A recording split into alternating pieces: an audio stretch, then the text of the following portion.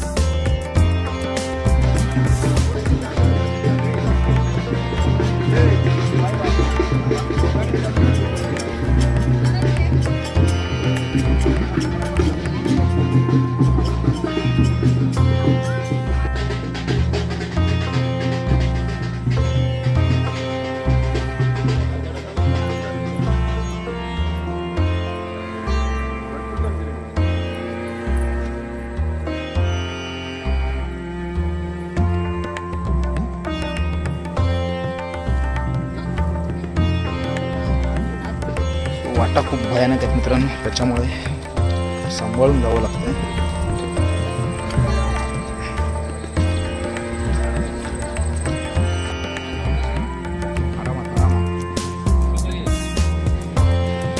आरामात उतर रे राजू.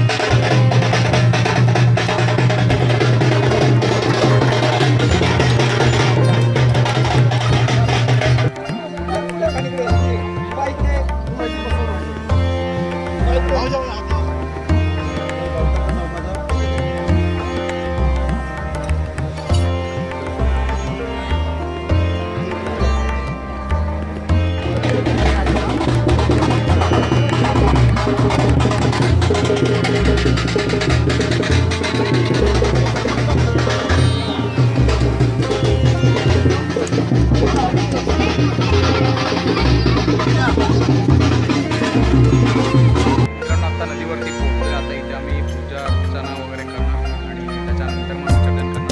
सगळेजण आले. मित्रांनो वाट एकदम बेकार आहे.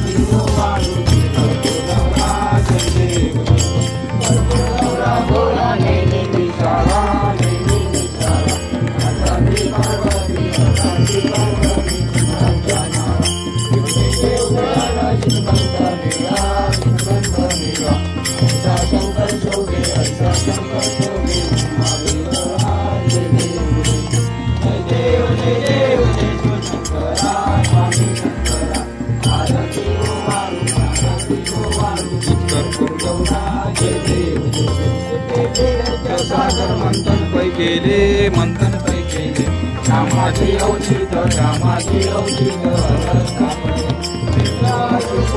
प्रसन्न केले नीलकंठ नाम प्रसिद्ध झाले. जय देव शंकरा स्वामी शंकरा आरती हो वाळू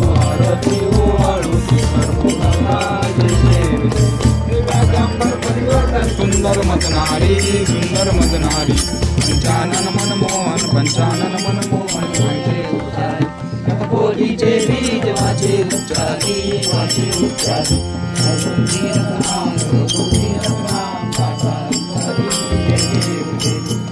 देव जय देव जय शंकरा स्वामी शंकरा आरती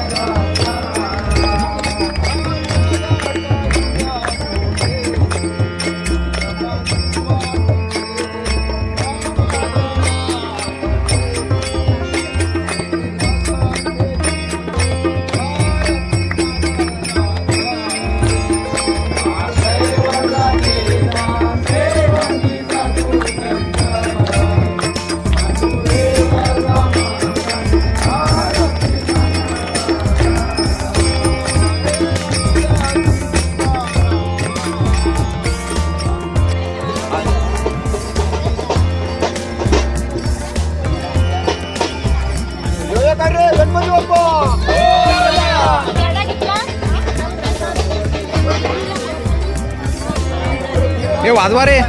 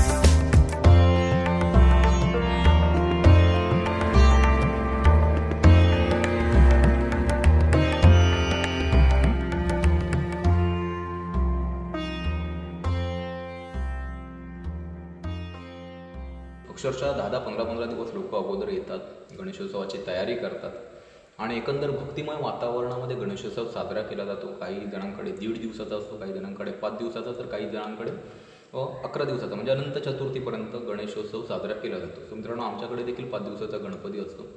सो मित्रांनो, एकंदर आल्यानंतर तयारी वगैरे एकदम व्यवस्थित झाली. पण मित्रांनो, हल्ली ना म्हणजे जो ट्रेंड आला आहे, आपण म्हणू शकतो त्याला ट्रेंडच म्हणू शकतो, कारण मूर्ती हलकी करण्याच्या नादामध्ये ना आपण POPच्या मूर्त्यांवरती भर द्यायला लागलो आहे आणि हे कुठेतरी थांबलं पाहिजे. म्हणजे जर का आज आपण पाहतोय अनेक साऱ्या क्लिप वगैरे पण आहेत की मूर्तीची विटंबना होते नंतर, म्हणजे POPच्या जर का मूर्त्या असतील तर. आणि मी तर पाहतोय की आमच्या गावामध्ये देखील म्हणजे मी 4 ते 5 वर्षापासून म्हणजे पाहतोय की POPचा ट्रेंड खूप सारा चालतोय. म्हणजे POPच्या मूर्त्या आकर्षक असतात, हलक्या असतात, म्हणून लोक त्यांच्यावरती भर देतात. मी असं नाही म्हणत की सण साजरा नाही केला पाहिजे, सण साजरा केला पाहिजे, आपली संस्कृती आहे ती. पण सणांचं पावित्र्य देखील तेवढ्याच तत्परतेने पाळलं पाहिजे मित्रांनो. म्हणजे आज जर का पाहिलं तर म्हणजे शाडूच्या मातीच्या मूर्त्या कटाक्षाने लोक टाळत आहेत. म्हणजे जे मूर्तिकार असेल, मोठमोठे चित्रशाळावाले वगैरे आहेत, ते लोक काय करतात की POPच्या मूर्त्यांवरती भर देत आहेत जास्त. याच्यामुळे काय होतं आहे की आपण नकळतपणे प्रदूषणाला कुठेतरी आमंत्रण देतोय असंच होतं आहे. कारण जसं आपण म्हणतो की मुंबईची जीवनवाहिनी लोकल आहे, तसंच आमच्या गावांची जीवनवाहिनी म्हणजे या नद्या वगैरे आहेत. म्हणजे नद्या, छोटे ओहोळ, ओढे, आम्ही कोकणात वाळ म्हणतो त्यांना, म्हणजे छोटे वाळ वगैरे. तर मित्रांनो, सुदैवाने आमच्या गावाला देखील नदी लाभली आहे, म्हणजे अर्जुना नदी. सो त्याचा देखील ब्लॉग तुम्ही पाहिला असेल, म्हणजे आमचं धरण वगैरे. तर पाहिला नसेल तर तो देखील पहा तुम्ही. तर निसर्गाचं आपण देखील काही देणं लागतो. तर पारंपरिक पद्धतीने आपण जर का जेवढा गणेशोत्सव साजरा करू, मातीची मूर्ती असेल, शाडूच्या मातीची मूर्ती असेल, तर बेटर राहील असं मला वाटतं. आणि माझा देखील हाच प्रयत्न असेल. मी स्वतः बाबांना देखील तेच म्हणालो की मूर्ती भले छोटी सांगा, पण शाडूच्या मातीची मूर्ती असेल असा प्रयत्न असला पाहिजे आपला प्रत्येक कोकणवासियांचा. सो यावर्षी देखील आमच्याकडे POPचीच मूर्ती आहे, म्हणजे सगळीकडेच. म्हणजे आमच्या गावामध्ये मला वाटतं 100% मूर्त्या POPच्याच आहेत.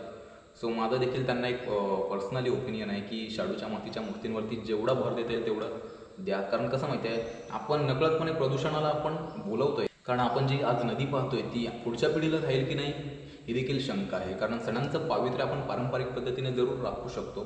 सण साजरे केले पाहिजेत. निसर्गाला अनुसरून जर का आपण गणेशोत्सव साजरा केला तर तीच खरी आराधना असेल गणरायासाठी, असं मला वाटतं.